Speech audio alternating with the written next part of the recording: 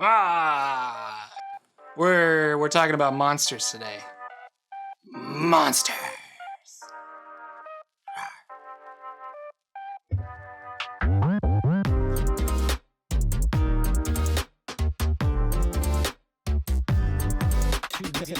Hello, ladies and gentlemen. Jordan here. The PH is silent. Thank you for taking this journey with me. This is day 12 of our 30-day world building challenge for a tabletop RPG, specifically a fantasy tabletop RPG, because that is what I like to play and what I decided to focus on.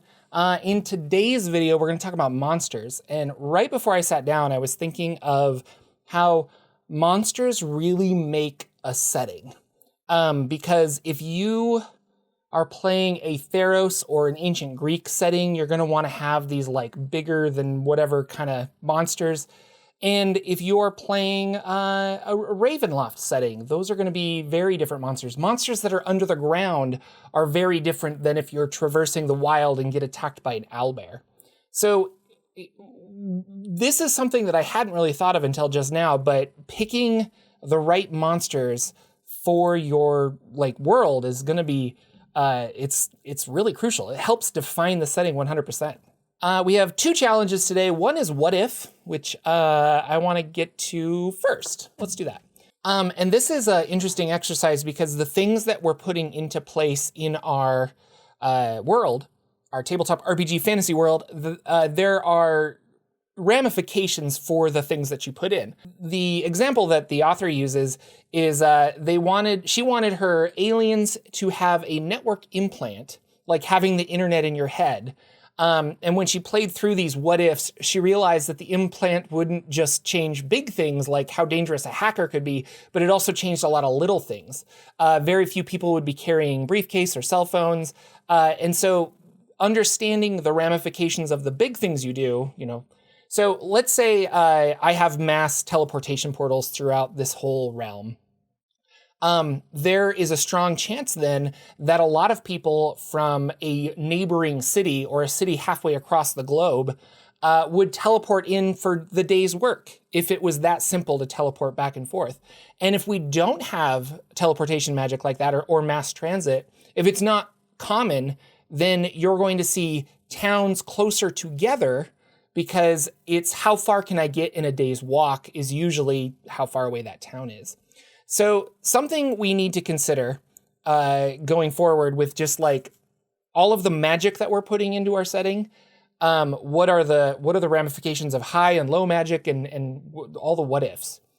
I said, I think it was the last video, that I was going to print out my map and really draw all the little areas and things like that. I didn't do that because I'm busy with a lot of other stuff. But we'll do that either tonight or possibly tomorrow afternoon because it's Saturday. And then I'll work on day 13 as well. But I really need to draw out those territories so I know exactly where Domitica has domain and where she's branching out, and like the areas that are further away from her floating fortress, those are the ones that are going to have, or she'll have less of an influence on them because they're so far away. But the other one is what iconic monsters exist in your world. So down here, what iconic monsters exist in your world? And that is what sparked this whole idea for me, because monsters, I feel like, really make the setting. So I wanted to jump over to D&D Beyond to look at some monsters. And I want to go to encounters. And here are some encounters that I've done for my Rod of Seven Parts game, which is now finished. But a lot of cool fights that we didn't get to do, but that's okay. So what iconic monsters exist in your world? Well, we're going to say fiends for sure. And we're going to say celestials, because people make pacts with them. So they exist in this world. Also, we were talking about dragons yesterday, and I was like, yeah, the 7 schools of magic, and I'll make 7 dragons. And then someone in the comments was like, Jordan, there's 8 schools of magic. I was like, no, yeah, they're totally. So that just like went right over my head. Yeah. 2 hours later. Okay, so I opened a bunch of tabs here. And as I was doing that, I was kind of going over monsters and just thinking in my head, what kind of monsters, or where do monsters come from? And monstrosities all these creatures could come from the abyss or the nine hells or a lower plane or the far realm. But I like the idea that they're, cut, because when you kill a fiend, it dissolves. It doesn't belong on the prime material plane. But when you take a chunk of demon flesh and graft it onto a human, it becomes something different. And that's where monstrosities come from. So maybe over the years or generations, these monsters just grow and occasionally snap and leave. And they maybe the demon that was cut up and grafted onto these 12 people, maybe those 12 people go and they start interbreeding. And that's where we get evil, terrible monsters. This is phenomenal because this is like we grafted sections of not necessarily the spider queen, but some kind of spider demon. And this thing just started doing its own thing. So maybe that's where we get all of these evil spiders, is from a creature like this. Really cool creature. This is from Mythic Odysseys of Theros. I like this guy. Like, I don't know. So this could be what we want. And this is a perfect example where it's still got human parts to it, but it's just creepy AF. So I think monstrosity is the way to go, and that's what's going to make the world that I'm playing in a little more creepy. And the fact that these all used to be humans at some point. Or I should say elves or mortals or something like that. The Drider, this is a perfect example. Like I don't necessarily want to use a Drider specifically, but like the stat blocks for this of just like some kind of mortal spider hybrid. That's exactly what from Nothic. Nothic is perfect. So Nothic is they're cursed. So these are some wizards devote their lives to unearthing arcane secrets and are reduced to creeping, tormented monsters by a dark curse left by Vecna, a powerful lich who in some worlds has transcended his undead existence to become a god of secrets. Nothics retain no awareness of their former selves, skulking amid the shadows and haunting places rich in magical knowledge. So perfect. So something like you're, as a wizard, mutated into this, or you as a warlock are mutated into this because of that. A shadow horror. This is a new monster. What is this from? This is from Guildmaster's Guide to Ravnica. That's why I've never used it. But this is perfect. Just something that, I don't know, protects something. I like it. I love this art, and I love the idea of this monster. And so, yeah, you are so far gone, but you still have enough humanity to know that you need to wear a mask to interact with others.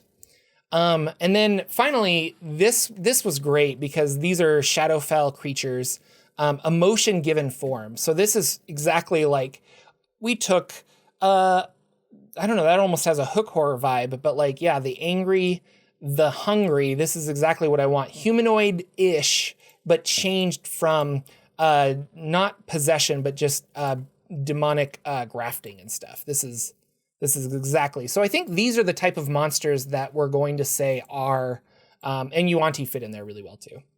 From this we get various monstrosities that live. Where would they live? Like that live in the sewers of the city. They live in caves, underground, and they can't go back to being human, but they also, so they can't be redeemed in that way, but they can't necessarily fully join monsters, the demons or the fiends or things like that. So they're a sad race of creatures. And perhaps you could negotiate them. They probably don't like Domitica and her, whatever she did. And so, yeah. They live in caves underground and in secret, hunting where they can.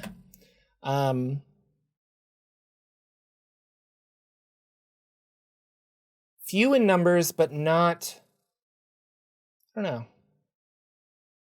Are they? Yeah, there's a lot of things there. Like they might be immortal. There might be a lot of things going on, just depending on that. So this could be the whole where I start creating my own monsters, basically. I'm gonna bold monstrosities, and that's not gonna be enough. So we're gonna make it look purple. So now I know monstrosities is a thing. I think so, yeah. But fiends and celestials, 100%. Even throw like neutral creatures in there, like modrons and stuff. So let's do a what if. If this is the case, what are the ramifications of that? Do people know of this? Are they able to keep it a secret that these weird experiments are under the earth or in the sewers or nearby or something? Are they abducting children? Are not even children? Are they just abducting people? What are the ramifications of that? And what's it like walking around with a demon arm or a set of wings or something like that? There's a fear, I think. I'm gonna just write down some stuff. So fear of the Pact Keepers, knowing they are more than human, but not necessarily better, if that makes sense. It doesn't. So they are more than human in that they are fiends, but they are less than human is kind of the phrase, because they are so cold, and the impact of having this thing grafted onto you. And that opens up a whole bunch of magic items that we can do too. And if we go over here to magic items, I did play around with the idea of symbiosis, and it's not in magic items. So that means that it's in the big notebook, which it's not here as well. So we're going to go to Scratch and Miscellaneous Thoughts. Here we are. So Eberron has these sentient or living creatures that join with a PC, not unlike Venom. But they can influence a PC, and in Eberron, they're usually beneficial. So a symbiont is made from, in Endegar, we're going to have them made from devils and angels and things like that. Or other mythical creatures. Maybe you do take kill a giant spider and take its heart, and they graft that into you somehow, and then within a year you are some kind of terrible monster. But you might have a demon gauntlet or something, wings, ooze style armor. I like that. And then I found this. This is from Exploring Eberron. Problems of this grafting of demonic parts to people is going to be that if you remove it, there is a very strong chance that you will instantly die. And so you don't want to remove it. Removing these parts, there is we'll say like 77% chance that you could die. And if you do die, maybe you come back as an undead or something. I don't know. There's something there. So hopefully this is a little quicker than the last one. Thank you guys for sticking with me for so long. Tomorrow is Sunday, and we will be discussing who dominates the political spheres of your world. So I really need to get into drawing those borders and stuff, I think. And then with a 30-day challenge, we're going to talk about plot hooks. And this will be great for us because we need to just come up with I don't know, 4 or 5 adventures that our party could go on, and I like that. So stick with us tomorrow, and I will do that. Thank you guys again for everything, hanging out, and I really enjoy all of the awesome feedback. Join the Discord if you haven't. We're hanging out there and talking Endigar and a lot of other stuff. People are doing some really cool art and things like that. So that is awesome. I will see you tomorrow. If not earlier, you can follow me on social media, and then you'll hear about other stuff. But anyway, I'll see you guys later. Take care, and thanks. Bye.